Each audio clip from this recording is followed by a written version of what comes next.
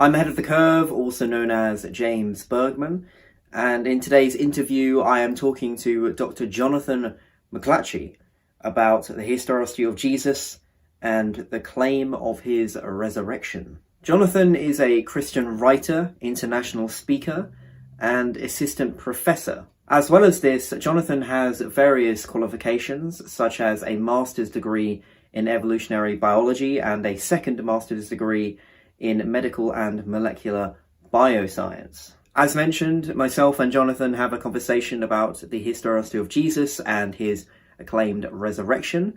We also discuss Islam's view of Jesus, as well as questioning eyewitness testimony and miracles. I enjoyed this conversation very much. Jonathan clearly has a very in-depth understanding of the Gospels and its historical context behind them. He definitely communicates these ideas very well, and I hope you guys enjoy the video. Make sure that you leave a comment and leave your thoughts on what he said and possible objections or affirmations. Leave a like if you enjoyed the video, of course, and remember, maybe most importantly, to share the video to anyone or anywhere where other people might enjoy watching it as well. If you're new to this channel, please consider subscribing if you want more content on philosophy, psychology, literature, theology, and consider also subscribing to my Patreon, where you can essentially get updates from me and bonus content, whilst also helping me grow the channel more and get better equipment if you want to do that a little bit extra for the channel to help it flourish on YouTube. Yeah, I hope you enjoy the video, and please leave your thoughts below. Jonathan McClatchy, thanks for coming on. Thanks so much for having me on. How are you doing, James? I'm doing really good today, thank you. How about you? I'm doing very well, thank you. It's really hot here in Boston. It's really hot here as well in the UK, although it probably isn't. I mean, it's like, what, about 25 degrees at the moment, and in the UK it feels far more hot, even though that doesn't sound that much because we don't have air conditioning. So like I'm sure it's nothing to you because yeah, you're living in the comfort of a home with a actual air conditioning unit, whereas I don't. So yeah, it's hot here as well. So I wanted to go straight into it. What convinced you that Christianity is true out of the other religions? Yeah, so there's a number of reasons why I think Christianity is true. And I essentially would have 6 independent lines of argument for Christianity. So one would be the case for the resurrection, which we can unpack in more detail. I would also argue from the trilemma argument, which was developed originally by C.S. Lewis in his book Mere Christianity. I would also argue from the case for messianic prophecy, ancient prophecies concerning the Messiah in the Hebrew Bible. I would also argue from the conversion of the Apostle Paul, which I think is best explained by an actual experience of the Apostle Paul on the road to Damascus, where Jesus appeared to him and commissioned him to the office of apostleship. I would also argue from contemporary miracles taking place in the world today, which has been documented by Craig Keener, Robert Larmer, Lee Strobel, and others. And I would also argue from the survival of the nation of Israel against all odds, in spite of so many attempts through the centuries of stamping out the Jewish people. And yet the Jewish people have retained their national identity across so many centuries in the face of much opposition. Now, it's not necessary for me, of course, to show that each of those arguments individually is sufficient to justify Christian belief. I would argue that certainly taken in aggregate or taken cumulatively, those arguments are sufficient to render the case for Christianity essentially beyond question. Yeah, so there's a few reasons there, and it is a cumulative argument, overall, I feel, because and even if one is kind of doubted, it doesn't mean the rest falls apart. It just means that it might be kind of put in some jeopardy, but not complete knockdown argument, which I find a lot of atheists are like, well, this side of it is flawed apparently, and then it all falls down. But actually, well, I mean, the only regard in where that's true, I think we both agree in context to Christianity, is of course the resurrection. That is, and which is the topic of today, and the historicity of the Gospels and Jesus. So I wanted to ask you, why do you think the Bible earns its place as a reputable historical text rather than a merely religious text? Yeah, so the biblical documents, and I'll focus here especially on the Gospels and Acts, which of course pertains to our topic of the resurrection and the crucifixion of Jesus, are, I would argue, they're ancient documents, which everyone, of course, will accept, and they purport to tell the life of Jesus of Nazareth and his sayings and his deeds and so forth, leading up to and culminating in his death by crucifixion and his resurrection from the dead. They purport to be historical reportage or even memoirs of concerning the life of Jesus. For instance, if you read the prologue to the Gospel of Luke, Luke tells us, and I quote, inasmuch as many have undertaken to compile a narrative of the things that have been accomplished among us, just as those who were from the beginning were eyewitnesses, and ministers of the word have delivered them to us, it seemed good to me also, having followed all things closely for some time past, to write an orderly account for you, most excellent Theophilus, that you may have certainty concerning the things that you have been taught. And so Luke is claiming to have received information from eyewitnesses, whether that's from personal interviews that he's done, or perhaps from testimony, written testimony, or oral tradition, perhaps. And we also, when we read the book of Acts, we learn that Luke, from chapter 16 and following, uses the inclusive plural pronoun we, which is taken by many historians to indicate that Luke was himself at least claiming, whether he was or not is another question, but at least claiming to have been a traveling companion of Paul, an eyewitness of the travels of Paul and so forth. Also, the Gospel of John, at the end of the Gospel of John, in chapter 21, the author says concerning the so-called beloved disciple, or the disciple whom Jesus loved, this is the disciple who is bearing witness about these things and has written these things, and we know that his testimony is true. And so this is a claim, whether or not he's correct or otherwise is a separate question, but he's at least claiming to be the beloved disciple, the one whom Jesus loved. Furthermore, if we go over to 1 John, which everyone essentially agrees was written by the same author as the fourth gospel, he says in the prologue, that which was from the beginning, which we have seen, seen with our eyes, that which was from the beginning, which we have heard, which we have seen with our eyes, which we looked upon and have touched with our hands concerning the word of life. The life was made manifest, and we have seen it, and testify to it, and proclaim to you the eternal life, which was with the Father, and was made manifest to us. That which we have seen and heard, we proclaim also to you, so that you too may have fellowship with us. And indeed, our fellowship is with the Father and with his Son, Jesus Christ. And we're writing these things so that our joy may be complete. And so, again, this seems to be at least the most face value reading of this text, is that the author is claiming to be an eyewitness of the life of Jesus. Now, you might say, well, perhaps he's simply talking about mankind generally as seen and heard and handled and so forth, rather than him being himself a direct eyewitness or acquaintance of Jesus. But notice how he distinguishes in this text between we and you. He says, that which was from the beginning, which we have heard, which we have seen with our eyes, which we have looked upon and have touched with our hands concerning the word of life. The life was made manifest, and we have seen it and testify to it and proclaim to you the eternal life, which was with the Father and was made manifest to us.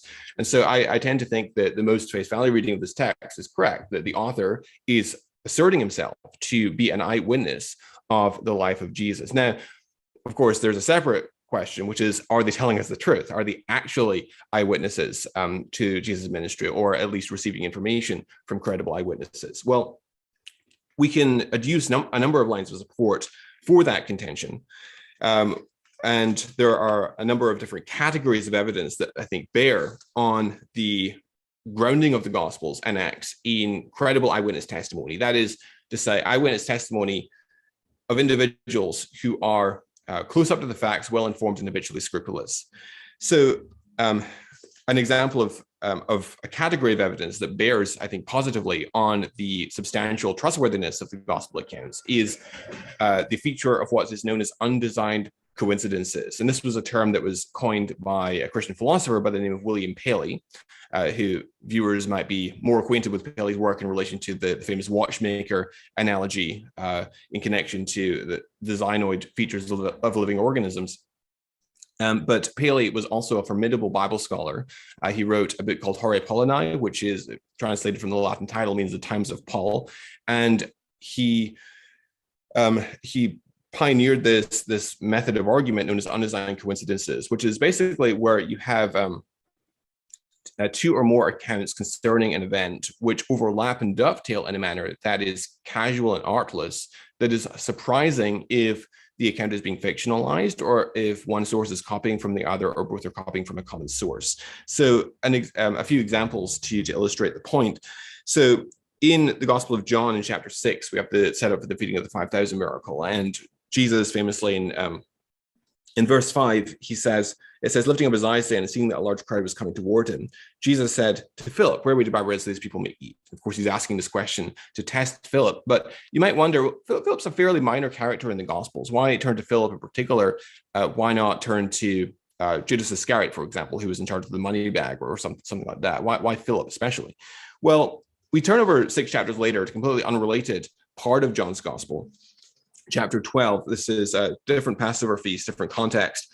And it mentions that at the feast of Passover, there were some Greeks who wanted to speak to Jesus in verse 21. So these came to Philip, who was from Bethsaida in Galilee, and asked him, sir, we wish to see Jesus. And so in this very parenthetical and casual piece of information, we learned that Philip is from the town of Bethsaida in Galilee. Now, if we go over to Luke's account, the parallel of the feeding of the 5,000 miracle, this is in chapter 9, Luke does not mention Philip in this context at all, but it does mention in verse 10 that Bethsaida is the setting of the miracle story. It says, on the return, the apostles told him all they had done, and he took them and withdrew apart to a town called Bethsaida, and that's where the feeding of the 5,000 takes place. And so by putting the pieces together, drawing information from John 6, John 12, and Luke 9, we have a cogent explanation or a complete picture of why Jesus might speak to Philip in John 6:5, because he's a local guy who knows where the shops are to buy bread.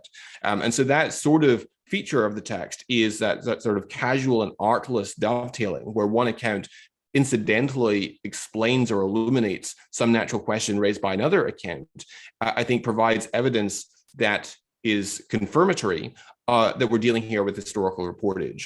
Another related example connecting to the feeding of the 5,000, and of course, by the way, the feeding of the 5,000 is the only miracle aside from Jesus' resurrection, which is actually found across all 4 Gospels. And so there's also an account of this miracle in Mark chapter 6.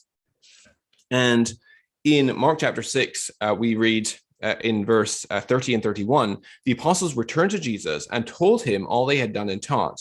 And he said to them, come away by yourselves to a desolate place and rest a while, for many were coming and going, and they had no leisure even to eat. And so this gives you a picture of the hustle and bustle of the place, the busyness of the place.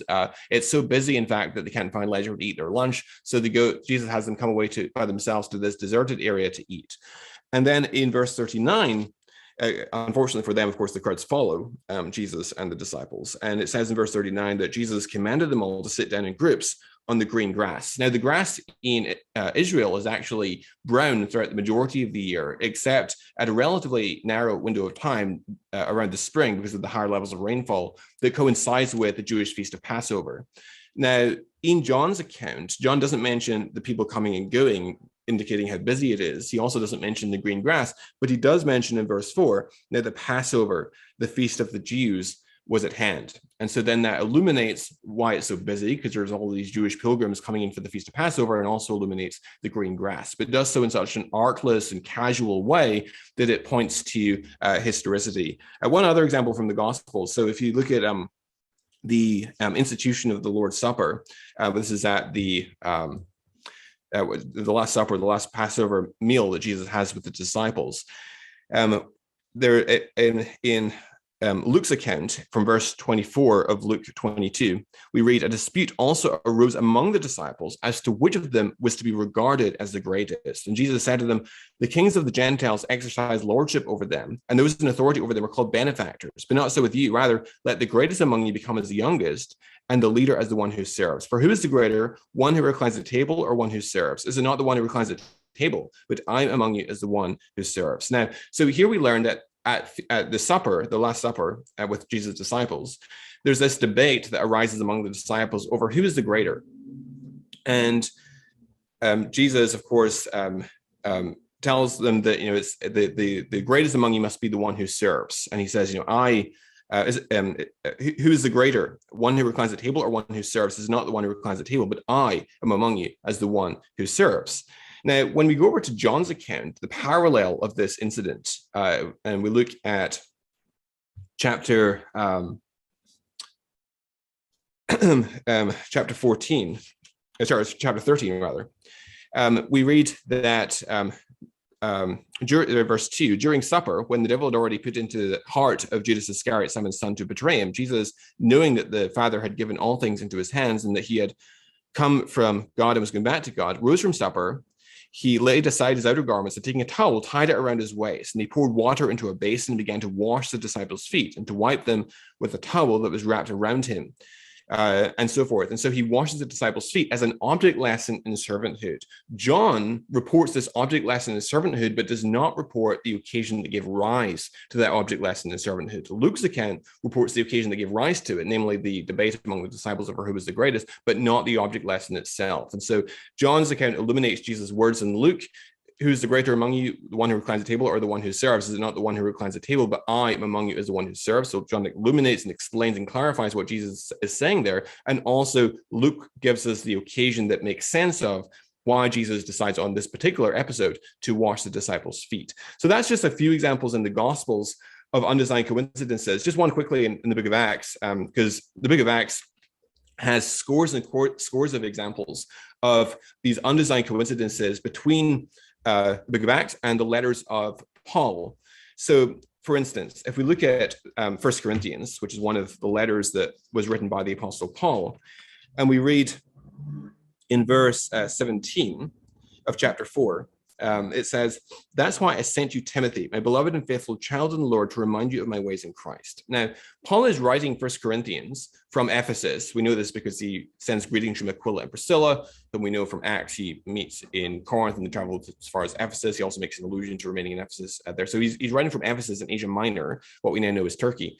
And he's writing to the Christians in Achaia, what we now know as Greece. And he says, "That's why I sent you Timothy." So he's speaking in the past tense. At the time of his writing, he's already sent Timothy on his way from Ephesus to Corinth. Now, when you get to chapter 16, we read in verse 10, "When Timothy comes, see that you put him at ease among you, for he's doing the work of the Lord as I am." So here he uses the future tense, when Timothy comes. So we'd infer from those little clues in 1 Corinthians that Timothy must have taken some sort of indirect route to Corinth, less direct route to Corinth than the letter itself, because even though he's already sent Timothy on his way at the time of his writing, he nonetheless expects his letter to arrive in Corinth before Timothy gets there. And of course, Ephesus and Corinth are across the Aegean Sea from each other. And so the most obvious way to send a letter in those days would be by boat over the Aegean Sea from Ephesus to Corinth. And we'd infer that Timothy must have taken the indirect overland route going up through Troas and Macedonia on his way around to Corinth, which would be the less direct way. That's what we predict just from 1 Corinthians. Now, if we go over to Acts 19, verses 21 and 22, we find that's exactly what happens. So this is what concerns when they're in Ephesus. And it says, "After these events, Paul resolved in the Spirit to pass through Macedonia and Achaia," that's where Corinth is, of course, "and go to Jerusalem, saying, after I have been there, I must also see Rome. And having sent into Macedonia 2 of his helpers, Timothy and Erastus, he himself stayed in Asia for a while." And so he stays in Asia, in Ephesus, and he sends Timothy along with Erastus, up through Macedonia, exactly as you would predict from those very casual and subtle clues in 1 Corinthians. And in fact, it doesn't even mention that Corinth was the destination of Timothy and Erastus. Notice, though, Timothy's traveling companion is Erastus. Now, who's Erastus? Well, we learn from Romans 16 that Erastus actually happens to be the city treasurer of Corinth, because Romans says that Erastus, the city treasurer, greets you, and everyone agrees that Romans was written from Corinth. And also in 2 Timothy 4, it says Erastus remained at Corinth. There's also an archaeological discovery. There was a pavement slab discovered from the ancient ruins of Corinth, which bears the inscription that Erastus bore the expense of this pavement. So you actually have a minor biblical character there corroborated by archaeology.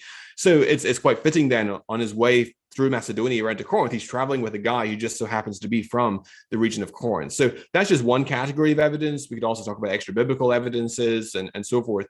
But hopefully that gives at least a beginning of an answer to your question.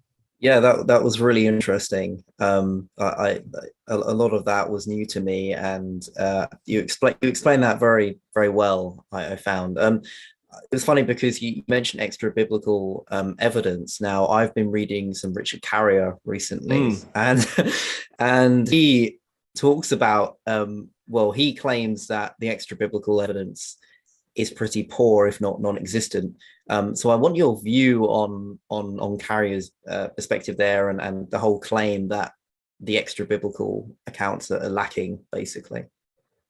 Absolutely. So, and by the way, if you want my detailed appraisal of Richard Carrier's book on the historicity of Jesus, I do have a review of the book that's published on my website. If anyone that's watching this is interested in that discussion. Now, in terms of extra biblical evidences for the New Testament reliability, there are those that pertain to the Gospels, and there are also those that pertain to the Book of Acts. So I'll just give a couple from each. So if we go over to Mark's account and chapter number 6. By the way, there are two ways of adducing extra biblical confirmations of the Gospels. One of which I think is a poor way of doing it, and one of which I think is a good way of doing it. So the poor way of doing it, which unfortunately is the more popular way, is to appeal to texts like the Testimonium Flavianum in Josephus, where there's a paragraph in Antiquities of the Jews, volume 18, where Josephus makes a reference to Jesus. At least most Josephine scholars think that text is at least partially authentic. I actually tend to agree with Carrier that it might actually be a total interpolation, but I'm not dogmatic on that. But in any case, supposing just for the sake of argument that it is partially authentic, it's not really of great evidential value, because Josephus is almost certainly getting his information from Christians. And we already know what Christians in the first century believed about Jesus because we have the New Testament. So it doesn't really add much evidentially to the case. There's also the reference in Tacitus in Annals of Imperial Rome in the 2nd century AD. Tacitus was a Roman historian and member of the Roman Senate. But he quite plausibly got his information from Pliny the Younger, who was interrogating Christians. So I don't think that it really supplies us with independent confirmation besides what we have in the New Testament. So I don't find those modes of reasoning particularly useful. They might have some level of evidential value because they don't express any disagreement with this claim. It doesn't seem that they knew of any contest about whether Jesus existed. So you might be able to make a point there. But it, at best, only helps you to confirm the gospel account in broad outline, which all historians agree with anyway, in terms of there was this guy called Jesus who got himself crucified and had a preaching ministry and so forth. So I tend not to use those texts, but I think that there's a much more sophisticated way of arguing from extra biblical testimony, which is to adduce indirect support, where you have incidental allusions in the biblical accounts, which are corroborated in artless and casual ways by extra biblical sources. So you can think of it essentially as similar to undesigned coincidences, except between the Gospels and an extra biblical secular source. So, for instance, in Mark chapter 6, we read about the imprisonment and death of John the Baptist. And we learn from Mark that the reason why Herod Antipas had John the Baptist imprisoned was because of John the Baptist's complaints about Herod Antipas having married his brother Philip's ex-wife Herodias. And Herod Antipas evidently wasn't very fond of this, and so he has John the Baptist arrested and put in prison, and then he later, of course, gets beheaded. And according to Josephus, so Herod Antipas, of course, had divorced his previous wife in order to marry Herodias. And his previous wife had run home to her father, who happened to be Aretas IV, king of the Nabateans. And Aretas, of course, wasn't best pleased about this. And so this results in a war between Herod Antipas and his former father-in-law, Aretas IV, king of the Nabateans. And according to Josephus, first century Jewish historian, Herod actually lost that war against Aretas. His army was destroyed. And Josephus tells us that there was this circulating rumor among the Jewish people that the destruction of Herod's armies came as a judgment from God because of the way that he had treated John the Baptist. Now, Josephus actually gives us a different motivation for why John the Baptist was imprisoned in the first place. He tells us that it was because of Herod's suspicious temper and his fear of an uprising. Now, when you look at the circulating rumor that is written of in Josephus, that the destruction of Herod's armies came from God as a judgment for what he'd done to John the Baptist, that makes perfect sense of what we read in Mark's account, where the reason why Herod had John the Baptist imprisoned was because of John the Baptist's complaints against Herod's adulterous relationship with Herodias, the very adulterous relationship that resulted in that war with Aretas in the first place. And now, of course, the difference in motivation isn't necessarily incompatible. It could be both Herod's suspicious temper and his fear of an uprising and John the Baptist's complaints against his adulterous relationship. But it's interesting that it still raises the question, okay, so how does Mark have this insider knowledge, this inside scoop as to what Herod's motivations were, even when they disagree with those of Josephus? Well, it's interesting, when you look at Luke's account in chapter number 8, we read about certain female disciples that followed Jesus from Galilee. So soon afterwards, he went on through cities and villages, proclaiming and bringing the good news of the kingdom of God, and the 12 were with him. And also some women who had been healed of evil spirits and infirmities, Mary called Magdalene, from whom 7 demons had gone out, and Joanna, the wife of Chuza, Herod's household manager. And so one of Jesus' female disciples that followed him from Galilee was actually married to someone in the highest ranks of Herod's employment, which then provides some plausible explanation for why Mark could come to know what Herod's motivations were for having John the Baptist imprisoned.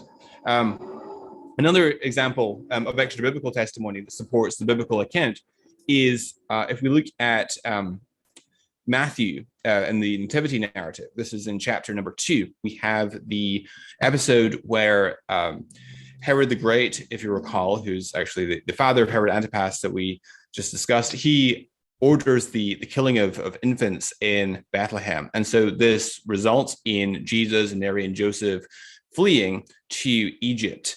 And then, of course, Herod the Great passes away in 4 BC. And it would have been a reasonable inference to draw that following Herod the Great's death, his eldest son is going to take the throne.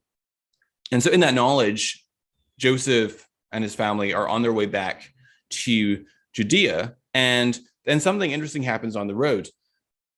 Joseph learns that Archelaus is now reigning in place of his father Herod, and he's afraid to go there. So he decides to go to the region of Galilee instead. Now, this raises 2 interesting questions. Number one, why does he go to Galilee to evade Herod the Great? Herod Archelaus. During Herod the Great's reign, his jurisdiction included both Judea and Galilee. And secondly, why is he so afraid of Herod Archelaus around this time?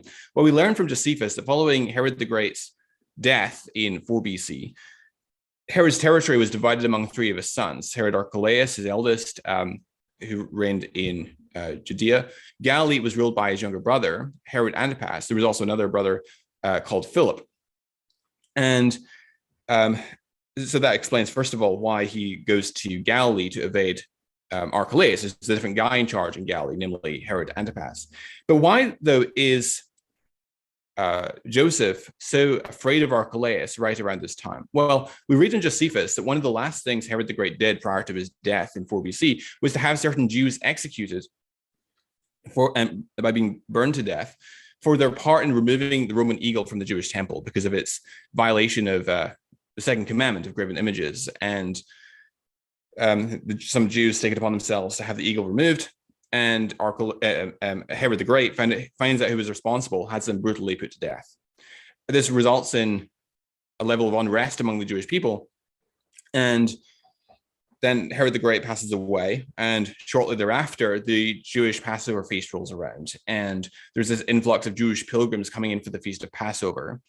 And there's an argument that gets struck up between a group of soldiers and a mob of Jews over what's happened. And this Jewish mob picks up stones, Josephus tells us, and they stone the Roman soldiers to death. And Josephus tells us that they picked up their sacrifices for the Passover and they ran into the Jewish temple. Archelaus was enraged at this threat upon his government, so he rounded up his entire army. He sent his entire army upon the Jewish temple. He surrounded the temple with the horsemen and told them, do not let anyone leave or enter the temple. And then they sent the foot soldiers, the infantry, into the temple. And he told them, kill everyone you find. And so they massacred 3,000 Jews in the Jewish temple. And then he announced to those who were out with the temple in Judea, Passover this year is canceled. Return to your homes. And so you can imagine Joseph on his way back from Egypt coming into Judea. And who does he meet on the way? This mass of fleeing pilgrims coming out of Judea right around this time. He hears what just happened and he decides to go to Galilee instead. And so there's another example where reading these extra biblical secular sources actually provides you with some backstory as to what's going on. Another example in the Gospels, if you look at John chapter 2, this is where Jesus has just cleansed the temple towards the beginning of his public ministry. And in verses 18 and 19, it says, the Jews said to him, what sign do you show us for doing these things? Jesus answered them, destroy this temple, and in 3 days I will raise it up. Now, this is actually part of an undesigned coincidence with Mark, because in Mark 14, 57 and 58, the false witnesses step forward at Jesus' trial before Caiaphas to testify against Jesus. And they say, we heard him say, I will destroy this man-made temple, and in 3 days we'll build another, but not by human hands. Now, Jesus never actually said that. It's a garbled version of what Jesus says here. He didn't say anything about destroying a man-made temple, rebuilding it in 3 days, but not by human hands. But the reader of Mark is just left hanging. It's an unexplained allusion. And in the context of first century Judea, that's not the sort of thing you want to make jokes about, saying you're going to destroy the temple. Now, when you read John's account, John doesn't report the later twisting of Jesus' words and the later accusation, but he does report the original statement. And so you've got this, again, this undesigned coincidence that corroborates and confirms the historicity of that particular saying.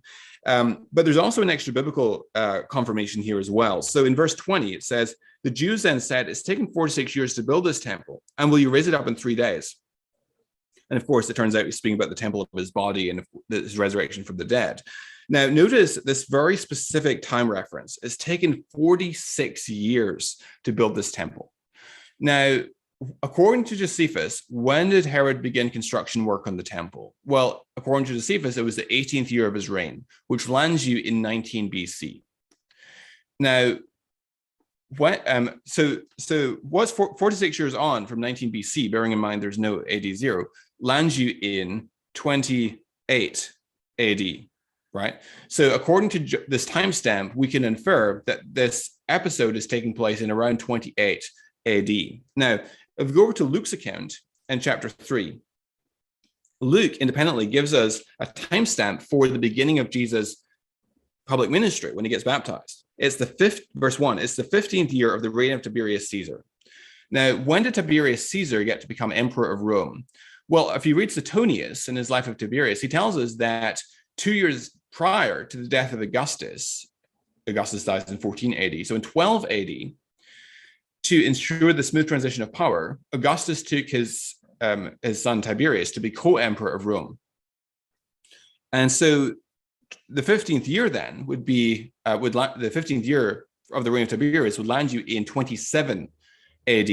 And the events of which you read in John 1 take place the following Passover, which would land you in 28 AD. So there you have two independent metrics, drawing information from John, Josephus, John and Josephus and Luke and Suetonius, which allows you to converge upon the same date, which is surprising if this is historical fiction, but not at all surprising if this is actually historical and very reliable reportage. Just a couple examples in the book of Acts quickly. So and there's scores and scores of examples of this in Acts. A good book on this topic I would recommend is Colin Heemer's book, The Book of Acts in the Setting of Hellenistic History. Craig Keener also has a great 4-volume set on the Book of Acts as well. So in Acts 23, for example, you have Paul apprehended and he's brought before the Jewish council. And it says, verse 1, looking intently at the council, Paul said, brothers, I have lived my life before God in all good conscience up to this day. And the high priest, Ananias, commanded those who stood by him to strike him on the mouth. And Paul said to him, God is going to strike you, you whitewashed wall. Are you seeking to judge me according to the law? And yet, contrary to the law, you ordered me to be struck. Those who stood by said, would you revile God's high priest? And Paul said, I did not know, brothers, that he was a high priest. For it's written, you shall not speak evil of a ruler of your people.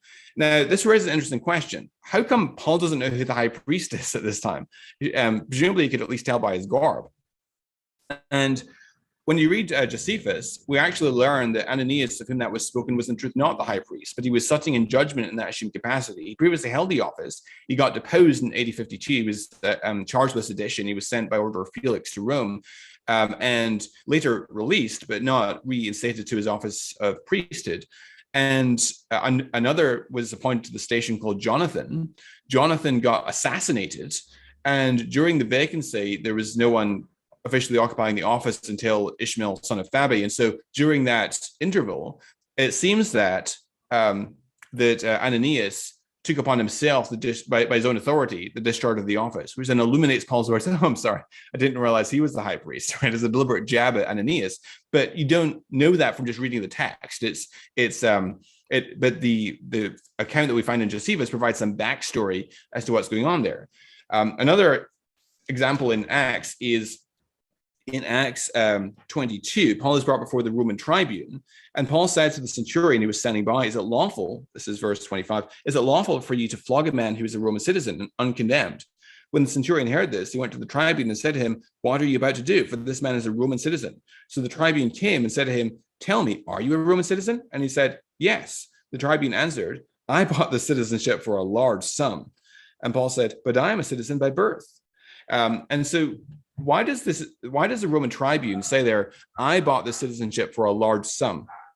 Well, you read in Dio Cassius that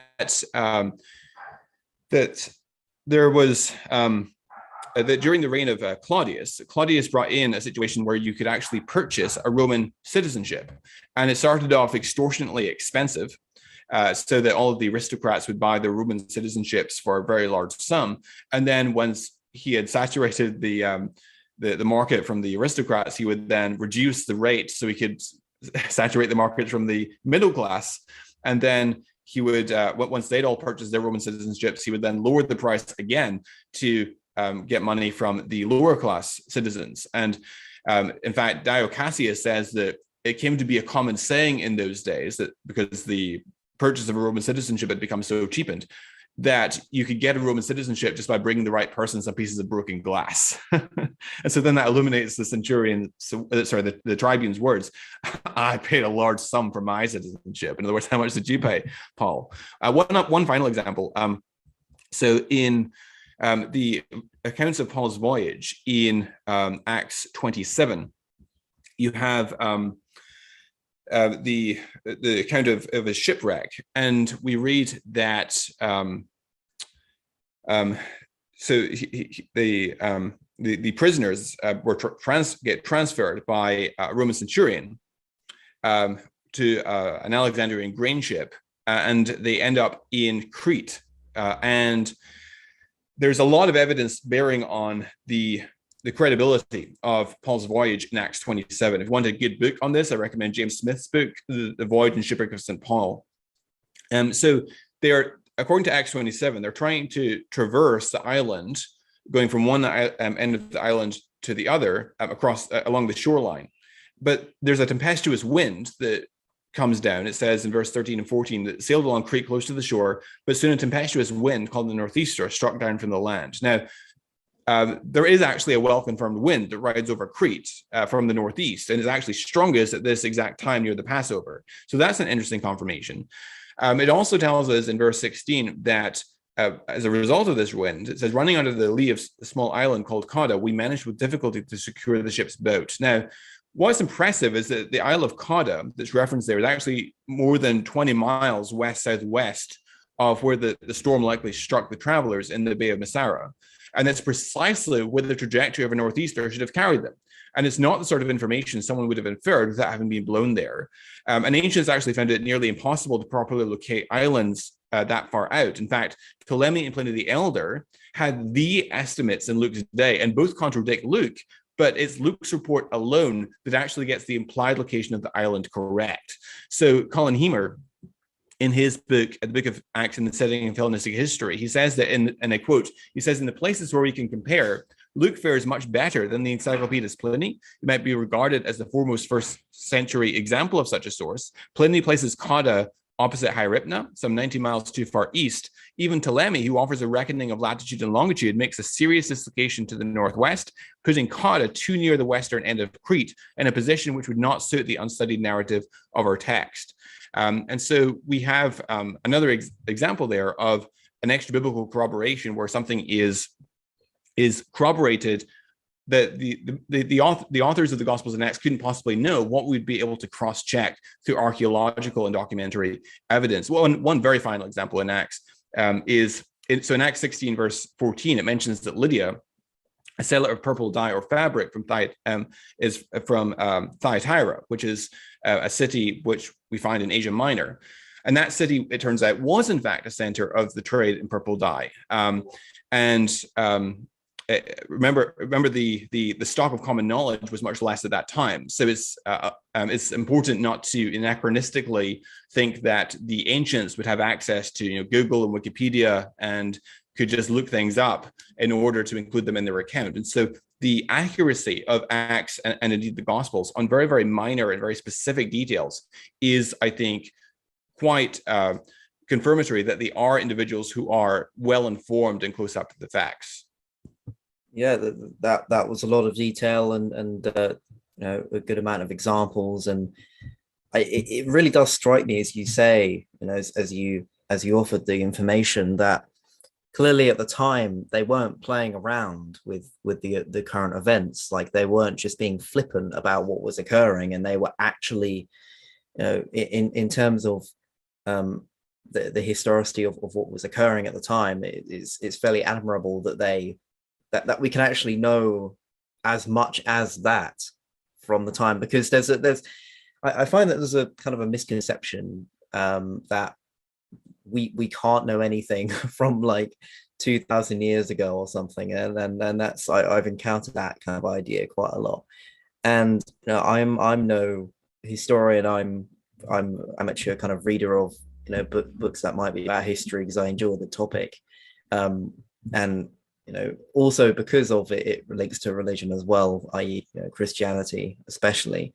But there is this idea, isn't there, in some debates, where there's this kind of radical skepticism, and I get the impression from you that clearly you've laid out a series of things that demonstrate the opposite, that there is this good amount of sources and independent as well, like secular or not. So back to Carrier, because he also, of course, claims that Jesus did not exist in terms of probability. He claims in the Historicity of Jesus that it's a 1 in 3 chance. I am very interested to hear what you think about this. Yeah, so his argument, as far as I'm concerned, is a bit of a train wreck. I don't find his interpretation of the Pauline corpus to be at all convincing. Carrier essentially thinks that the Apostle Paul believed that Jesus did not exist on earth, but rather was crucified in outer space by demons underneath the moon. And I find his interpretation of the Pauline corpus to be absolutely laughable. I've written a very detailed review of his arguments there. Carrier actually has responded to my review. I'm intending to write a response at some point. I haven't got around to it yet. I didn't find his response very convincing. But if you want my detailed review, which is of his interaction with the Pauline corpus, I would recommend my review on my website. I think that Carrier's case, though, is very much undermined by the sorts of evidences that I've been adducing already from the Gospels and Acts. If Acts, as I maintain, really was composed by someone who was a traveling companion of Paul, that really undermines Carrier's thesis in any case, because it would be very surprising, because Luke clearly believed that Jesus lived on earth. It would be very surprising if Paul's traveling companion, Luke, had such a radically different perspective on who Jesus was from the Apostle Paul. Yeah, because what Carrier what Carrier also discusses is the fact that, in context to Jesus as a man, he criticizes it insofar as, look, we have Alexander the Great, we have coins with his face on it, right? And he makes the case that, I know we've talked about extra biblical sources before, but that was in context specifically to the New Testament as a whole. But in context to Jesus as a man, what's your response to the carrier view that, hey, look, Alexander the Great, you can't really compare them because we have extra biblical, independent sources and information. And the coin thing, we found numerous coins with actually his face on it and engravings.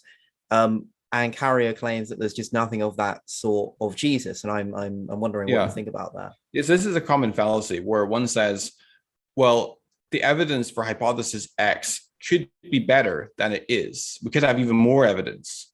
Therefore, we don't have sufficient evidence to conclude that hypothesis X is correct. And for any proposition, you could come up with a situation where you'd have even more evidence for it. But that is not to say that you don't have sufficient evidence. And I think the evidence we do have is already far more than sufficient to conclude that Jesus of Nazareth existed as an historical figure. I don't know how you make sense of the numerous independent and varied lines of evidences that we have for strong gospel reliability on the supposition that Jesus never existed. For instance, on top of the undesigned coincidences and extra biblical corroboration is just another category of evidence which also helps to confirm strong gospel reliability is the feature of unexplained allusions in the Gospels. So an unexplained allusion is where you have, it's best explained by giving an example. So here's an example. So Mark 15:21, it says, this is when Jesus is carrying his cross to his execution site. It says, they compelled a passerby, Simon of Cyrene, who was coming in from the country, the father of Alexander and Rufus, to carry his cross. Now, who are Alexander and Rufus? They're just name dropped, like we're supposed to know who they are. Now, clearly, or evidently, presumably, they are individuals who are known to the early Christian community, the original readers of Mark. That's why they're just name dropped, like we're supposed to know who they are. And they don't play any further role in the story, either in the Gospels or in the book of Acts. We don't know who they are, but the original audience presumably did. Now, if you're making up a story, and this is not grounded in fact at all, why name drop individuals that anchor these events to real people that your audience are familiar with? That's something that is very surprising for one to do. If you're making up a story, you try to minimize unnecessary details. And when one brings up those sorts of considerations to Carrier, comes up with the most far-fetched explanations to try and make the data fit. And sure, you can make the data fit any hypothesis if you try hard enough.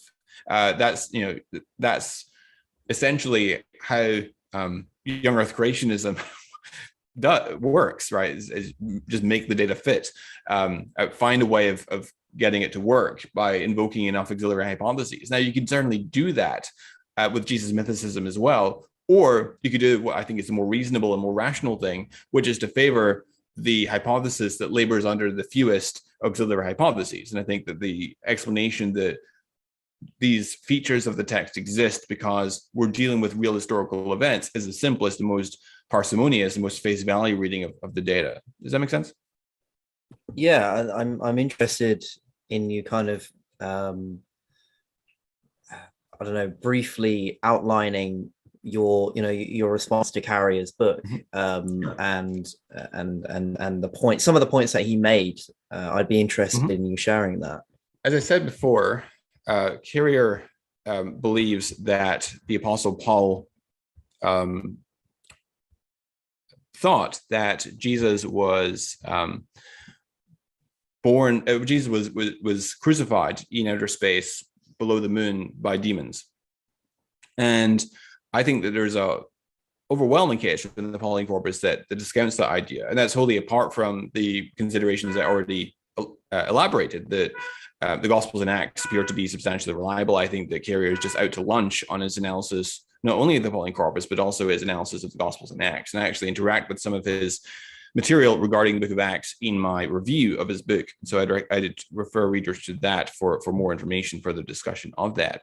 Now, what about the Pauline corpus, though? So in Galatians 4, verse 4, Paul writes, and I quote, "But when the fullness of time had come, God sent forth his son, born of woman, born under the law, right? And so that seems to indicate that Jesus really was, in fact, born of a woman. Now, what does Carrier do with this? Well, he connects that verse to verse 24, where Paul said, Paul says, and I quote, "Now this might be interpreted allegorically. These women are two covenants. One is from Mount Sinai, bearing children for slavery. She is Hagar." So Carrier argues that Galatians 4:4 is really only saying that Jesus was born of a covenant, not of a literal woman.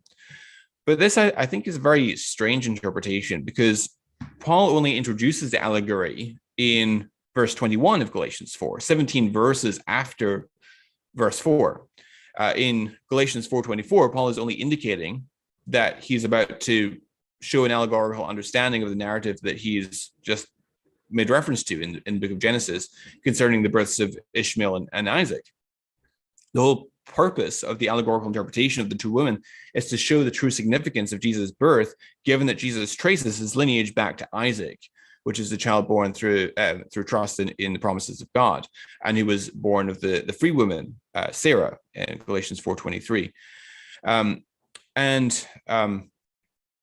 There is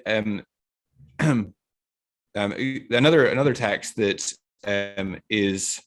that sometimes comes up in connection with demonstrating that Paul actually believed in an historical figure is Romans 1 verse 3, which I also think is pretty conclusive.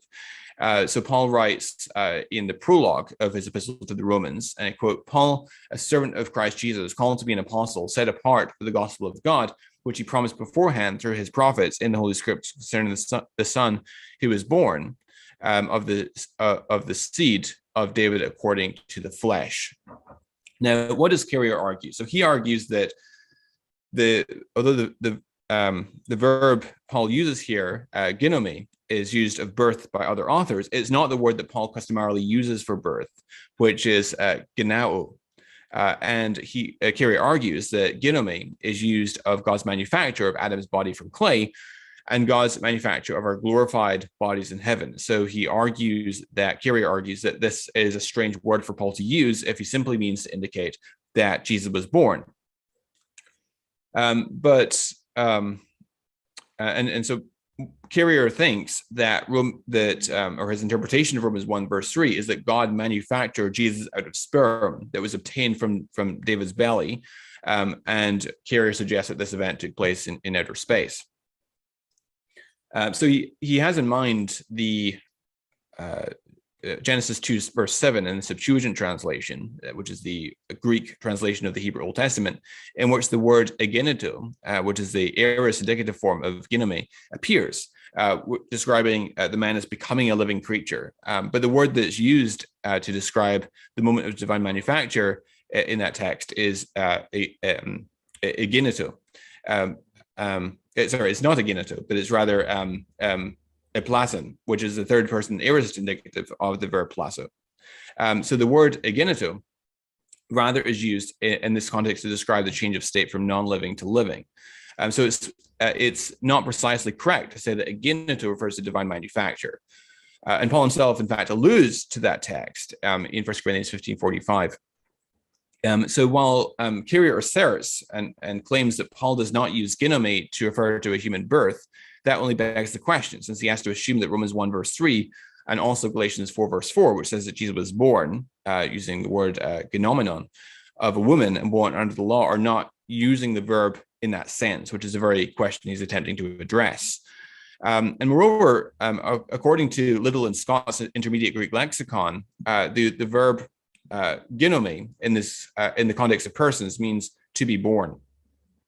And we can independently verify this to be the case by analyzing instances where that verb is used in the Septuagint in order to discern how that word is used in relation to persons. So Genesis 21 verse 3, for instance, says, Abraham called the name of his son who was born to him, whom Sarah bore him, Isaac. In the Greek Septuagint, the Hebrew word was born is translated genomenu. Another example is Genesis 46:27, where it says, and the sons of Joseph who were born to him in Egypt were two. Now, again, the Greek Septuagint renders this as genomenu, and finally, in Genesis 48, verse 5, it says, "Now your two sons who are born to you in the land of Egypt, before I came to you in Egypt, are mine. Ephraim and Manasseh shall be mine, as Reuben and Simeon are." So here, once again, the Greek Septuagint uses the word genomenu. So Kierkegaard argues, he observes that Paul also uses another verb, genao, to refer to being born. One instance is in Romans 9, verse 11, where it says that though they were not yet born and had done nothing either good or bad, in order that God's purpose of election might continue, not because of works, but because of him who calls. The other instance is Galatians 4, 23 and 29, where it says that, but the son of the slave was born according to the flesh, while the son of the free woman was born through promise. But just as at verse 29, but just as at that time, he who was born according to the flesh persecuted him who was born according to the spirit, so also it is now. Now, it can be granted that Paul uses the verb genao to refer to being born, but that doesn't entail anything more than Paul was willing to use synonyms for a word that carry the same meaning. Another relevant question here is how Paul himself used the word spermatos, which is usually translated as seed or offspring elsewhere. So Paul writes in Romans 11, verse 1, "I ask then, has God rejected this people? By no means, for I myself am an Israelite, a descendant, spermatos, of Abraham, a member of the tribe of Benjamin." So Paul uses the exact same word for descendant as he used in Romans 1, verse 3 to describe Jesus as being a descendant of David. So if Paul believed, which he presumably did, that his descendants from Abraham entailed that he himself existed on earth, then it stands to reason that he also believed that Jesus existed on earth by virtue of his descendants from David. So also, it's important to note that the Dead Sea Scrolls, that in the Dead Sea Scrolls, that there was an expectation of a Davidic Messiah, and that's also quite evident from the Hebrew Bible as well. And so the interpretation that Paul intends to express that Christ was born of the line of David is much more plausible antecedently than Kierkegaard's thesis that it refers to some sort of divine manufacture. So as I said before, I think that Kierkegaard is just trying to make the data fit and trying to come up with a hypothesis that is able to account for this data, which seems to point to an historical Jesus, and it's very, very ad hoc and far-fetched. I think the far simpler explanation is just to postulate that Jesus was a real historical figure. At least that's what Paul thought, and Paul's belief that Jesus was an historical figure, given how close up he is to people who are eyewitnesses of Jesus' ministry, is itself a compelling reason to think that Jesus existed. I mean, Paul knew he was personally acquainted with Jesus' closest disciple, Peter, as well as Jesus' brother James. We know that from Galatians 1 and elsewhere. Yeah, the Carrier's thesis is definitely quite a dramatic one, and it's funny because when I kind of put it on my Instagram that I was reading it, I had a lot of responses, sort of saying, "Look, why are you reading Carrier? He's a bit of a joke." And regardless of, I found it important because before reading, I knew of his reputation.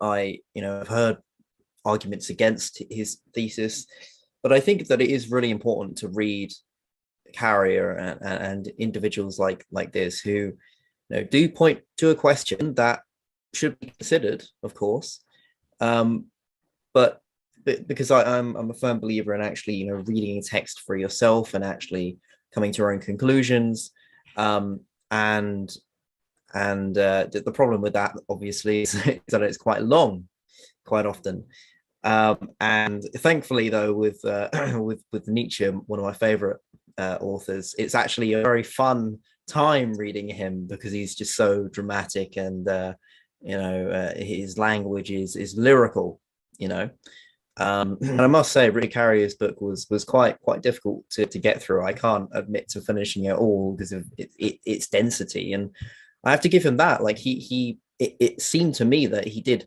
take the hypothesis quite seriously. Did you get that impression from him? Yeah, I mean, I think that I have no reason to doubt his sincerity. I think that that's his sincere conclusions. I think that he overlooks some problems with his thesis, and I also think that he underestimates the evidence for the reliability of the Gospels in Acts as well. So yeah, I have criticisms both of his interpretation of the Pauline corpus as well as his engagement with the Gospels in Acts as well. Yeah. So regarding the resurrection, which is a whole nother ball game than the historicity of Jesus, because of course many do believe probabilistically that Jesus did exist. It's would you say the consensus?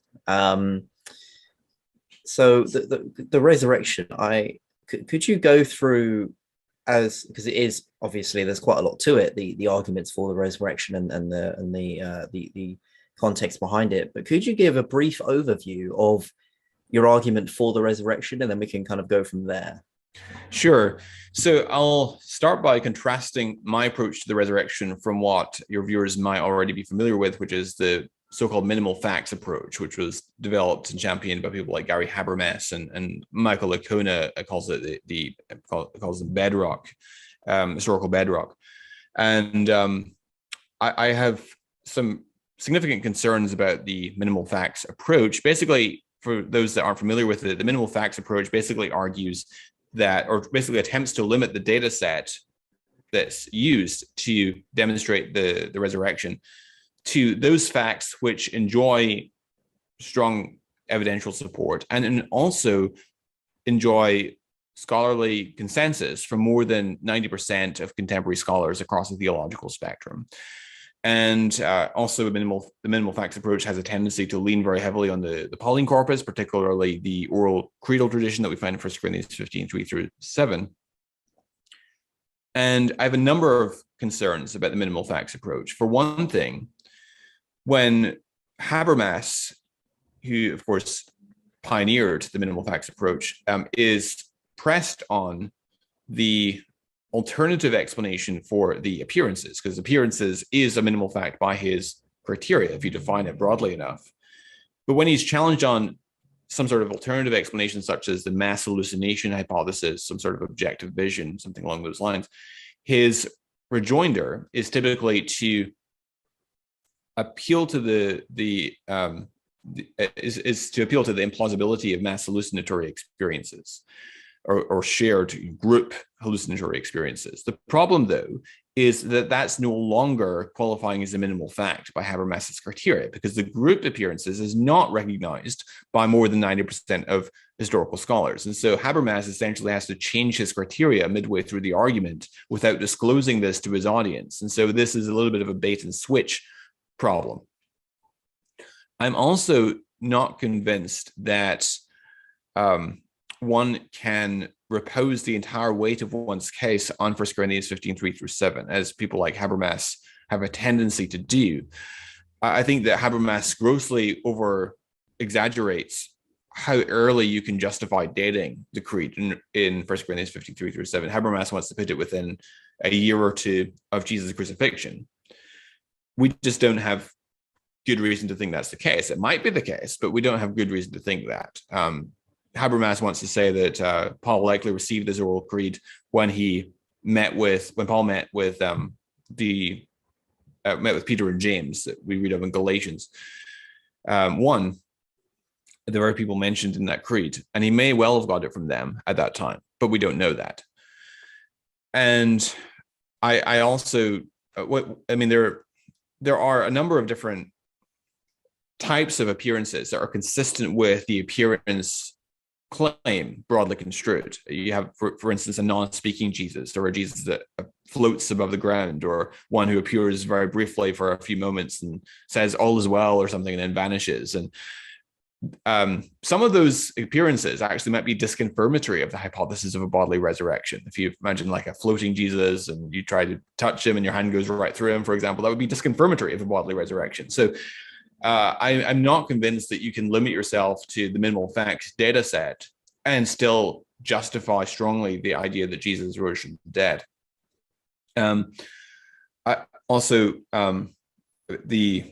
If we can't say what the experiences were like, and I'm not convinced that you can do that simply from the Pauline corpus, if you can't say what the experiences were like, then it's very difficult to adjudicate or assess the rationality of the disciples' belief that the best explanation for what they saw is that Jesus, in fact, rose from the dead. So I prefer an alternative approach to making the case for the resurrection, which is what has come to be called the maximal data approach. And that term was coined by my colleague, Dr. Lydia McGrew.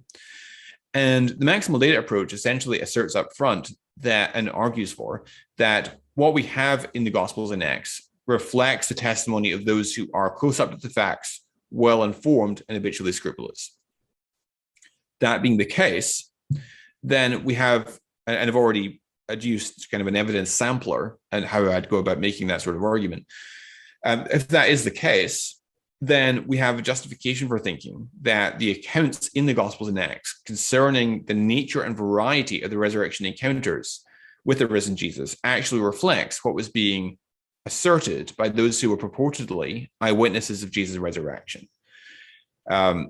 Because if the Gospels and Acts are indeed composed by individuals who are close up to the facts and well-informed, then it stands to reason that the accounts concerning the resurrection actually were reflective of eyewitness testimony.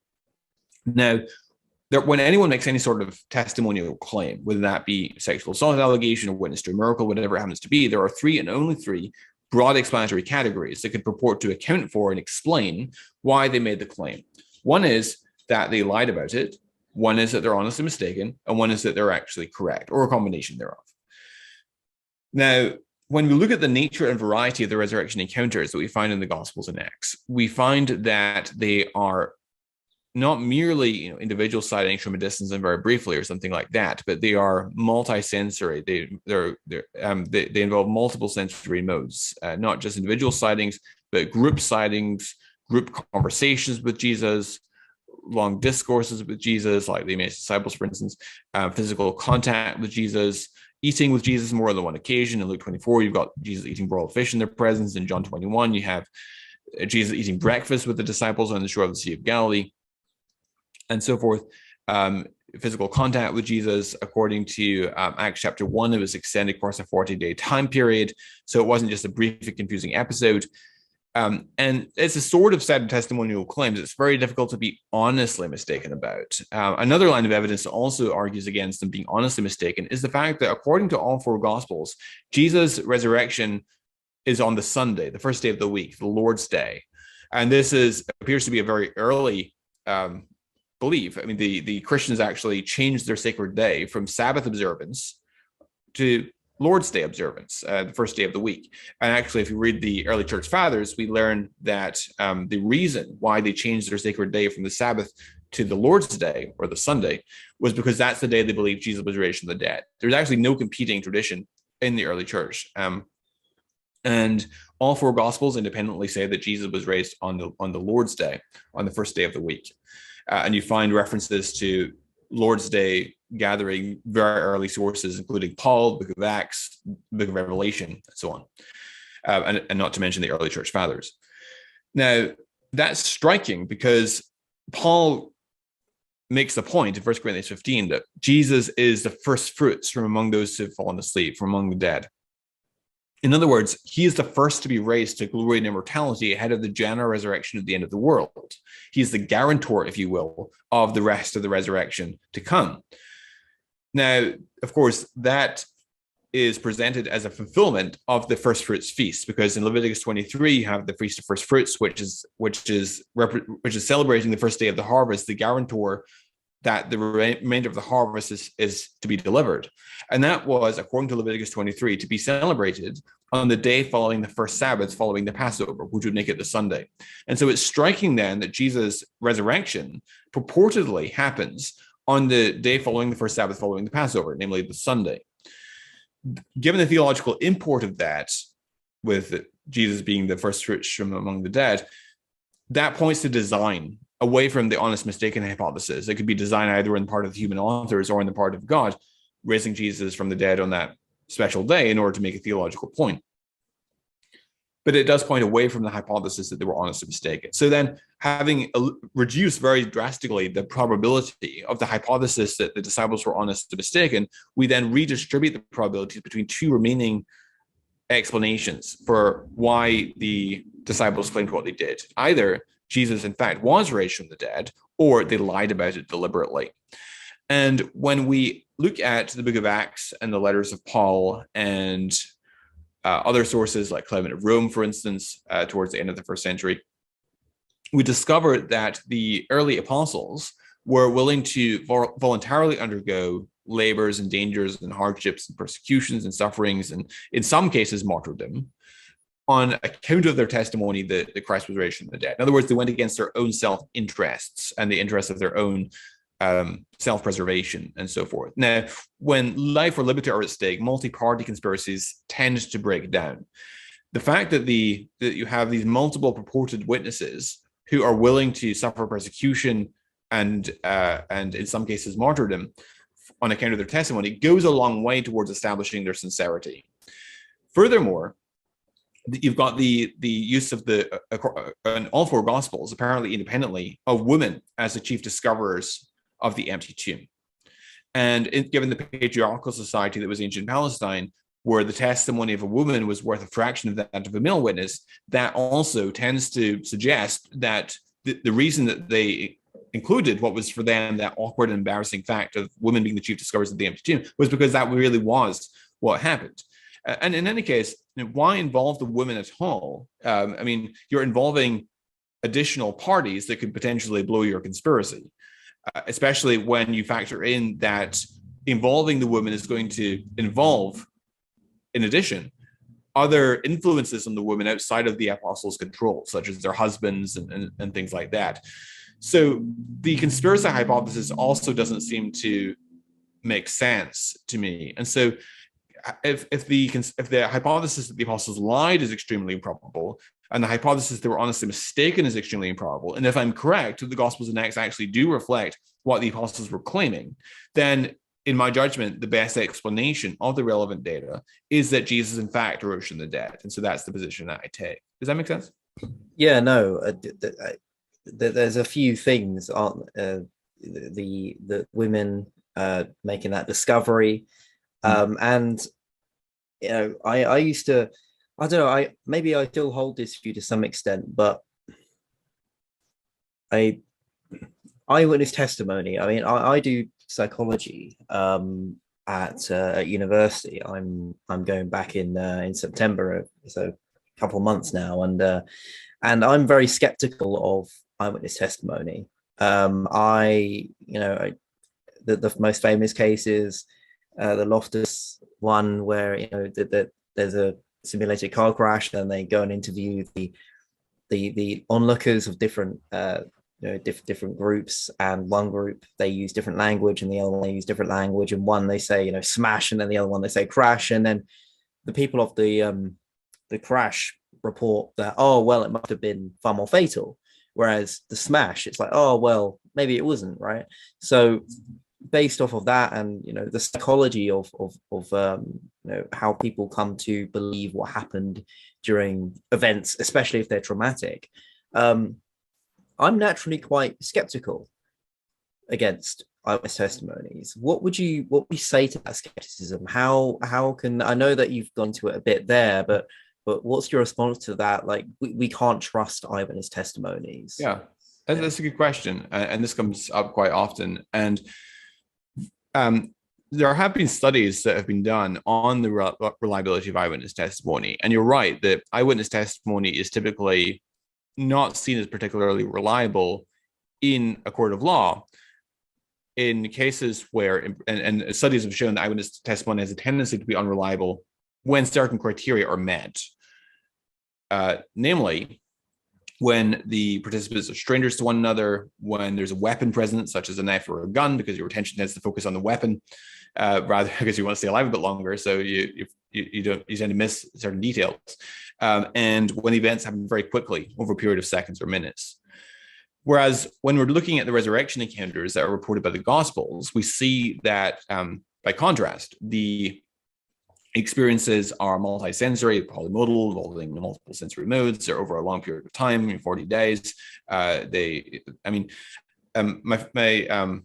colleague Tim McGrew likes to ask this question. So think of a time when you were in high school, perhaps, and you had a close friend that you used to hang out with in high school. Now think of a particular day when you were hanging out with that friend. Now, can you testify under oath that that was indeed your friend, not someone else, and that they were in fact alive and not dead. Well, if so, then you are as qualified as the apostles to testify whether in fact it was Jesus that they were hanging out with purportedly for 40 years and having breakfast with and having long discourses with and so forth. And so I don't think that that objection is particularly strong. Does that make sense? Yeah. So, and especially as the fact that there were, there was a mass amount of people who were also there at the time. It's not like one person saw him or even two or three. Quite a lot of witnesses were around for, not only his life, of course, but the resurrection itself. And you did mention the hallucination theory, and I must say that I find it entirely unconvincing, as you do, that that it must have been some huge mass hallucination, because they are very rare to begin with. I mean, that barely happens at all. Although I don't know, I'd say in general, maybe I just have this default of being skeptical of historical evidence to some extent, because it's one thing saying that Alexander the Great didn't exist, right, and that he didn't conquer and all this sort of thing, and it's another thing to say that a man resurrected from the dead. I mean, one of them is grounded in material reality, and then the other claim is quite literally grounded in the immaterial, and it's something that we don't observe every day, basically. And so am I don't know, is this comparison one to think about? Like, is it something that do you have any thoughts on that? Like, we should kind of change the metric and how we think about something because of the resurrection being a transcendent claim by definition, whereas Alexander the Great existing, for example, that's one that kind of, we can shrug and be like, yeah, okay, but because this is a resurrection, it's something that we don't see every day. It's something extraordinary by definition. What do you think about that? Yeah, this is essentially David Hume's concern about the ability to justify belief in miracles. And basically what you're saying is, and this is a very common objection, but Ehrman champions this objection, for instance. Carl Sagan, of course, famously said that extraordinary claims require extraordinary evidence. But these ideas essentially all go back to David Hume. And what basically the argument amounts to is that a miracle, by definition, is the least probable explanation. Because if it wasn't an incredibly improbable explanation, then it wouldn't be a miracle. And so an historian can never infer a miracle as the best or most probable explanation, because a miracle by definition has got to be at the bottom of the barrel, right? So even if the mass hallucination hypothesis or some other hypothesis is extremely implausible, it's still got to be more plausible than the hypothesis that a decaying corpse was revived and came back to life again. And there's a number of things I would say there. First of all, I don't think that a frequentist model of assessing the intrinsic probability of the resurrection is the way to go. And here's why. If God has used miracles in history as authenticating signs, which is the claim both of the Old and New Testament, that miracles are wrought not just as a magic show, but to authenticate a messenger, whether that be an apostle or Jesus himself or a prophet, something like that. Now, for miracles to function as signs in that way, they have to recognizably deviate from the normal course of nature, the way nature normally behaves. If they didn't, they would be robbed of their evidential value. And so the hypothesis that we're investigating here actually predicts with a high level of probability that you will in fact find that miracles recognizably deviate from the normal course of nature. So the fact they do in fact deviate from the normal course of nature can't be taken as a serious blow to the hypothesis that predicts that very thing. So that's one consideration. There are also plenty of examples where we might have reason to think something is plausible, even if it is an event that we've never observed before. So for instance, Tim McGrew gives this example, which I think is good, which is that according to some theories of nuclear physics, protons can spontaneously decay. But this happens so rarely that it's never been observed. But there are theoretical physicists who would argue that there's a theoretical basis for thinking that proton spontaneous decay occurs. And so scientists have built these underwater tanks deep in the ground to try and detect this spontaneous proton decay, even though it's never been observed, but we have a theoretical basis for thinking that it's plausible. And so likewise with the resurrection, I would argue that, yeah, it's predicted that it's not going to be something that we regularly observe. Otherwise, it's not going to serve much evidential value in authenticating Jesus' messianic credentials. However, there are independent considerations that bear on Jesus' messianic and divine status, which provide some independent reason to believe that God plausibly might have motivation for raising Jesus of Nazareth specifically from the dead, such that even if we grant, and I think this is true, that the intrinsic probability of God raising any miscellaneous Joe Blow from the dead is astronomically small. God doesn't seem to be in the business of raising people from the dead. It doesn't necessarily follow from that the intrinsic probability in Jesus' case is equivalently low. So, for instance, I would bring to bear the trilemma argument, the argument for messianic prophecy, and so forth. So the trilemma argument in brief is that we have strong historiographical evidence, we can talk about if you want, that indicates and confirms that Jesus actually claimed divine status. He claimed to be the God of Israel incarnate. That being the case, then one of two things is true. Either he was right or he wasn't. And if he wasn't, either we knew he wasn't who he claimed to be, or he didn't. And the fact that Jesus was willing to get himself crucified on account of that testimony goes a long way towards establishing that he was at least sincere. And there's a very small reference class of individuals that can be honestly mistaken about being the creator of the universe and the God of Israel incarnate, and Jesus doesn't seem to fit that reference class. And so, it might not be sufficient on its own to establish Jesus' identity, but it does tend to move the needle in that direction. Another argument would be the argument from messianic prophecy, which is so an example of that would be, so Isaiah 53, verses 1 and 2 tell us that the Messiah was supposed to be rejected by his own people. And yet, according to Isaiah 42, verse 6, and Isaiah 49, verse 6, the Messiah was supposed to be a light to the Gentiles, that God's salvation might reach to the ends of the earth. And so, who, except Jesus, has brought, in spite of being rejected by his own people, the Jews, has nonetheless brought representatives of all nations to recognize the God of Israel? Well, no one has. And so, again, not sufficient on its own to establish Christianity, but it does tend to move the needle. That observation is much more expected if Christianity is true than if it were false.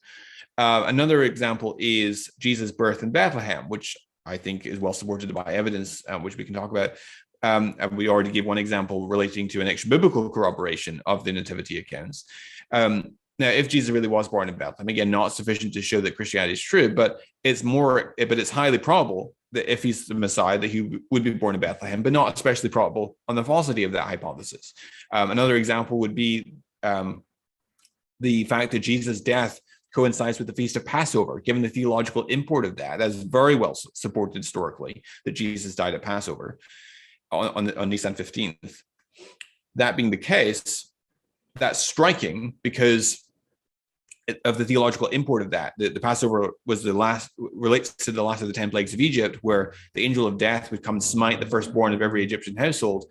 But the Hebrew households had the blood of a lamb smeared on their doorposts, so the angel of death, when he saw that, would pass over those homes, leaving the firstborn unscathed. And so Christ, of course, becomes the fulfillment of that Passover imagery. And so it's quite striking then, as death coincides with the Feast of Passover on that very day, on Nisan 15th, which is when the day of Passover is celebrated.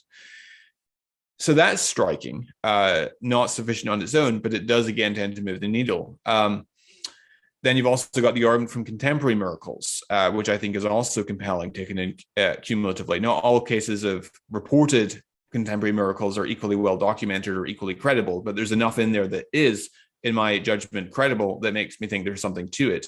Also, the survival of the nation of Israel against all odds also bears favorably on the existence, the reality of the God of Israel, and so forth. So when you take all of those independent considerations, that provides you with some reason to think that, yeah, there's a theohistorical context here that supports that God plausibly might have reason to raise Jesus specifically from the dead, and therefore the resurrection hypothesis should be an explanation that's on the table for contention and for consideration. Does that make sense?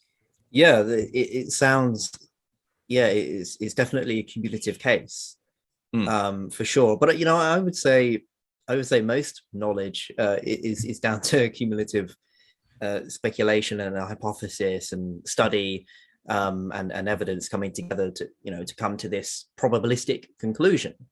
Because I'm one to definitely believe that what we understand about reality and what we take for granted is down to probabilistic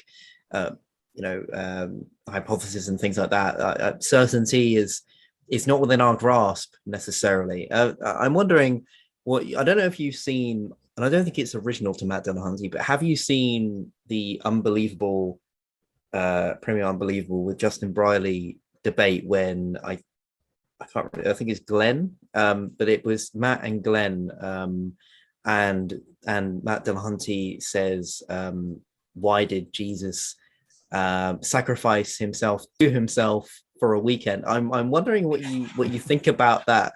What you think about that claim? Yeah, so that I think betrays a misunderstanding about the Christian doctrine of the Trinity. We don't believe that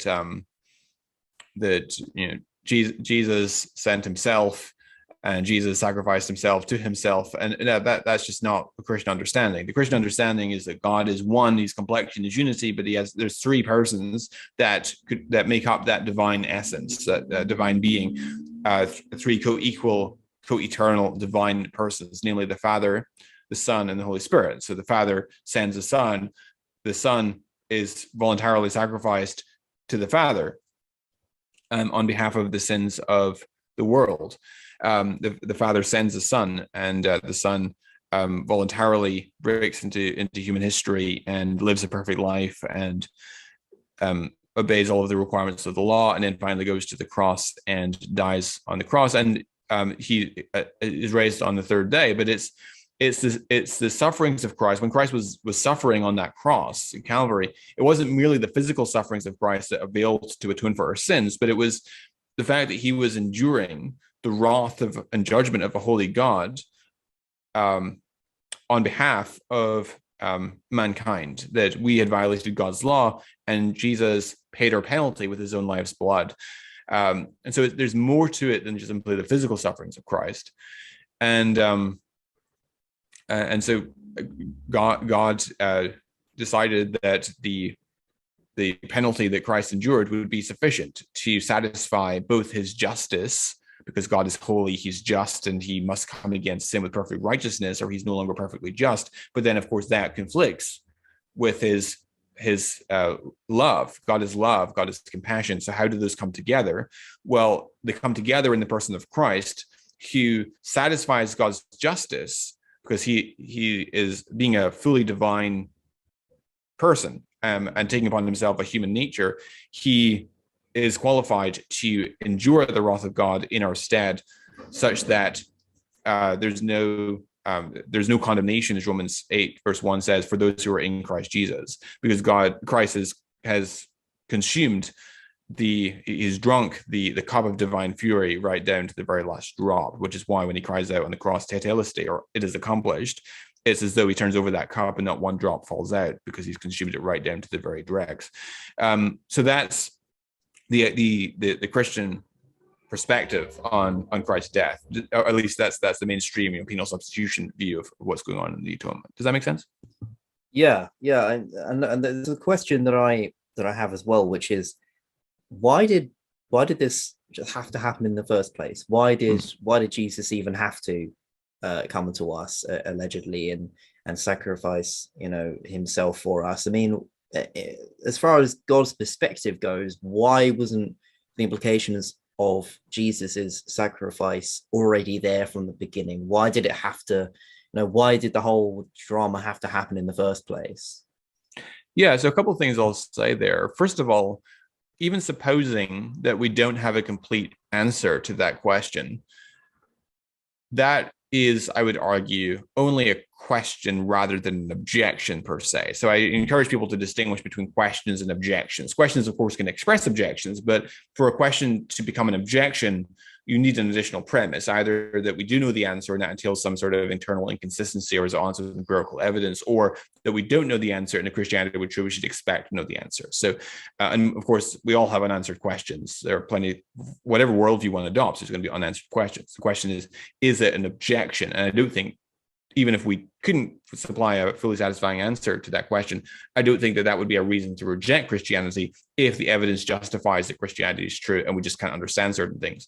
But as to the Christian perspective and why Jesus had to die, as I said before, the gospel begins with God's holiness, his righteousness, his justice. And because God is perfectly holy, he must come against sin with perfect justice and perfect righteousness. He can't just turn a blind eye to sin. But then he also is perfectly loving and merciful.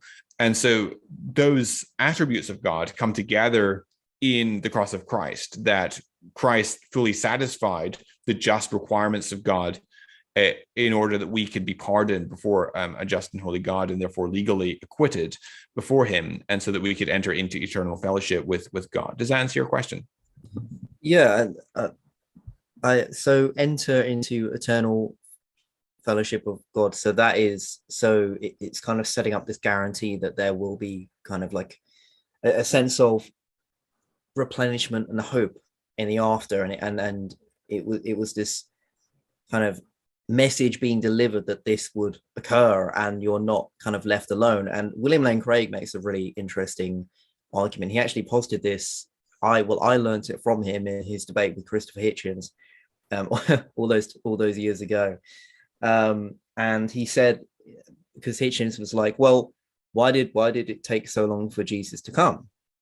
And then William Lane Craig kind of turned around and he said, well, he said, there have been studies, and I'd be interested to hear your thoughts on this, whether you're aware of this, what you think of it. There are studies that demonstrate that actually, in terms of population growth, the time of Jesus coming to earth and delivering his message was ideal in terms of the world population and how it grew exponentially after that. And I found that to be a really, really interesting take on the question, because for a while I was like, yeah, why now? Why at that point? It just seemed very abrupt and random, and the fact that people were living paganism, for example, people were living as far as Christianity is concerned a misguided life, and that was a really interesting argument against that objection. What do you think about that? Yeah, I mean, it's possible. I mean, we can never know for sure exactly why God chose that particular time. We're engaging, of course, in speculative theology at this point. I mean, God certainly had dealings with people well before Jesus came. Certainly, we have a record of his dealings with the Jewish people in the Hebrew Bible, and we also, of course, have some record of his dealings with other non-Jewish people. For example, Jonah is sent as a prophet to the Assyrians, for instance, the Assyrian city of Nineveh. You've got individuals like Rahab, the prostitute, who was a Canaanite, who was brought into the people of God, even though she was a Gentile, and so forth. So you have the Moses goes when he leaves Egypt, he meets a group of Midianites, right, who are God-fearers. So I think there's evidence in Scripture that God had dealings with even non-Jewish people, and we don't necessarily have a record of all of those dealings with the non-Jewish people. But not knowing what God's arrangements were and what his dealings were with the non-Jewish people, I think that it's difficult to make an argument or an objection to Christianity or to the Bible on the basis of the question of what God's dealings might have been, or why we only have primarily only have a record of his dealings with the Jewish people. As to the question of why Jesus came when he did, I think that's a plausible answer that William Lane Craig gave, perhaps part of the answer. But at the end of the day, again, I think that's only a question that we can ask. I don't think it's necessarily an objection, unless you can show either that we do know it entails some sort of internal inconsistency, or that we don't know and we should expect to if Christianity were true. Okay. Yeah, thanks for giving your thoughts on that. I was interested to hear what you say in response. So Islam. Mm, Now, Islam has a very interesting view of Jesus's crucifixion and resurrection, mm. and although they don't negate him entirely, but they do to the extent of disagreeing with the Christian worldview. Of course, Muslims don't believe Jesus himself was actually crucified, nor, of course, resurrected, but they do believe he was a prophet of some sort. Now, what is your response to the Islamic perspective of Jesus? Yeah, so the Quran mentions Jesus, I think, 25 times, which actually is more times than it mentions Muhammad. I think it only mentions Muhammad 3 times, if I recall. And the Quran, of course, is quite clear that Jesus is not God. That's very clear. Surah 5, verse 116, for instance, and other texts. The Quran is also clear that Jesus did not die by crucifixion. That's in Surah 4, Surah An-Nisa, verse 157 and 158. And in the space of 40 Arabic words, the Quran denies that Jesus was crucified. The Quran says that, in reference to the Jews, they said, "In boast, we slew the Messiah, Jesus, son of Mary, the messenger of Allah, but they did not kill him, nor did they crucify him, but they were deluded by resemblance. And those who differ in the matter are surely in doubt about it, but of a certainty they did not kill him." First of all, it's interesting that the text says that the Jews said in boast, "We slew the Messiah." What Jew is going to say in boast, "We slew our Messiah," right? That seems very implausible. And the Quran, the common classical interpretation of what the Quran is saying in Surah 4, verse 157, when it says they were deluded by resemblance, is that someone was made to resemble Jesus and put on the cross in his stead, right? And so that's the way that they attempt to explain all the evidence that tends to point to Jesus actually being crucified. They say, well, it looked like Jesus was crucified, but someone was made to look like Jesus and crucified by mistake. Like Perhaps a body Jesus, swap, right? or Exactly. some There was sort, yeah. exactly a body Yeah. swap. Poor guy, right? Might have been Judas Iscariot, or perhaps Simon of Right. Cyrene, or something like that. There are also a minority of Muslims that take the swin theory, which is that Jesus was crucified, but he didn't die by crucifixion. So Shabir Ali, for instance, will take that view. And also the Ahmadiyya Muslims, which is a minority Muslim sect, also believe in the swin theory.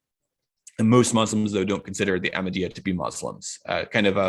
The same sort of relationship that Christians would have with Mormons or Jehovah's Witnesses or something like Right. that. Yeah. But how do I respond then to that? Well, I think this brings me to what I would call the crucifixion dilemma, which is to say that I think there's strong historiographical evidence that Jesus actually predicted ahead of time his impending death by crucifixion and his resurrection from the dead. If that is the case, then one of two things is true. Either he was crucified, in which case the Quran's wrong in Surah 4, verse 157, or he wasn't crucified, in which case he's a false prophet, in which case the Quran's also wrong. So it's damned if you do, damned if you don't. Catch-22 situation.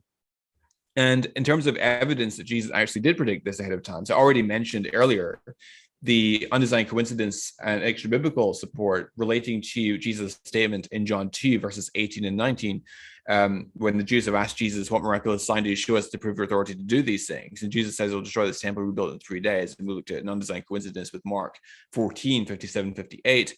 And we also looked at the extra biblical confirmation relating to the 46 years it's taken to build the temple. Another example would be in Mark 8.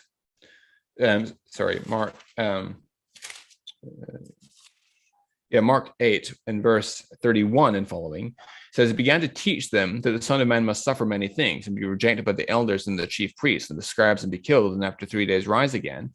And he said this plainly. And Peter took him aside and began to rebuke him. But turning and seeing his disciples, he rebuked Peter and said, 'Get behind me, Satan, for you are not setting your mind on the things of God, but on the things of man.'" So here you have this double rebuke. Peter rebukes Jesus and Jesus rebukes Peter, calling him Satan or adversary.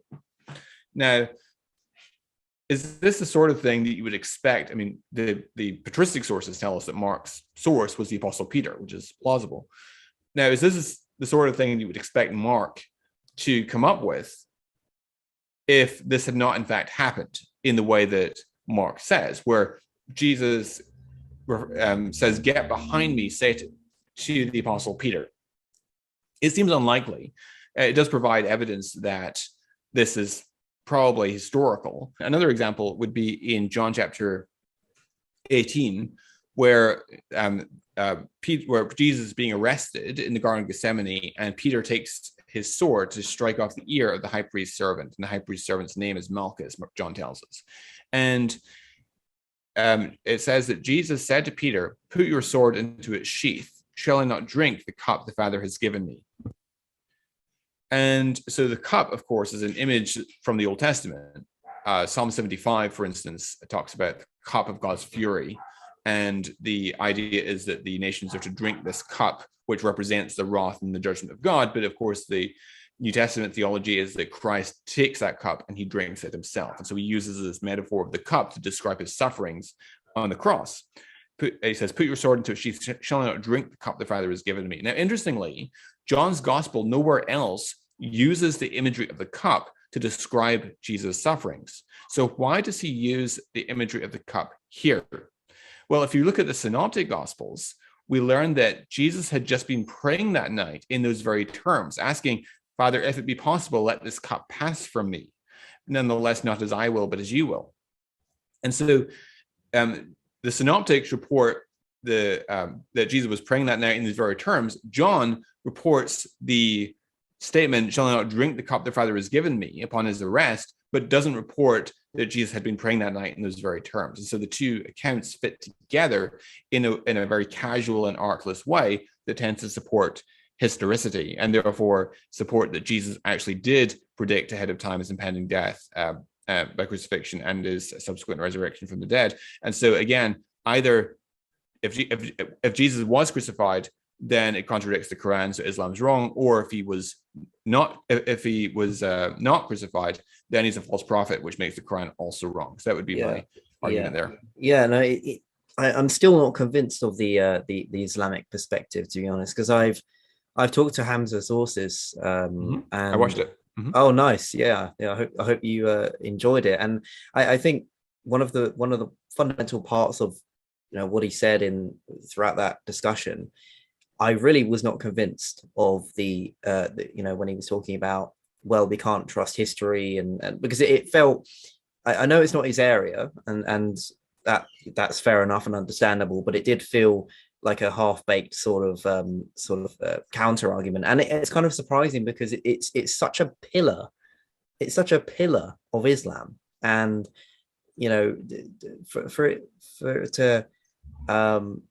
to hear that response, it was kind of jarring, because I was kind of left wanting more. I was left wanting more of a convincing counter argument, because, as you say, look, regardless of how skeptical I might be of the Old Testament and the prophecies and so on, it's quite clear, though, that there are reasons to believe that it was prophesied, and that there was context behind the resurrection. It wasn't this isolated event. Actually, it was quite a few things coming together that fundamentally make it the event that it was. Right. And it feels like the Quran, and this is probably my biggest issue with Islam. It just feels like the Quran was saying, "Look, trust me, bro." Right. and I just find that to be such a big issue. I can't get over that, Right.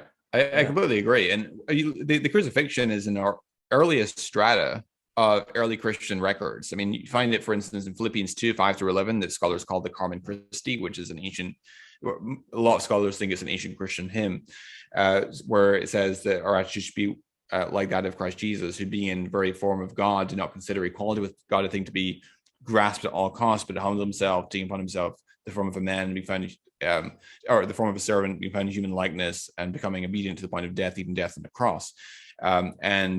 I mean, most scholars think that is a hymn that predates Paul's own composition.